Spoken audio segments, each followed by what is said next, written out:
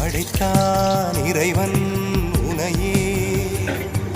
மலைத்தான் உடனே அவனே அழகை படைக்கும் திறமை முழுக்க உன்னுடன் சார்ந்தது என் விழி சேர்ந்தது விடிய விடிய மடியில் கிடக்கும் பொன்வினை உன்மேனி மீட்டட்டும் என் மேனி இறைவினில் வந்து கலந்திடு வீரல் பட மெல்ல காணிந்திடு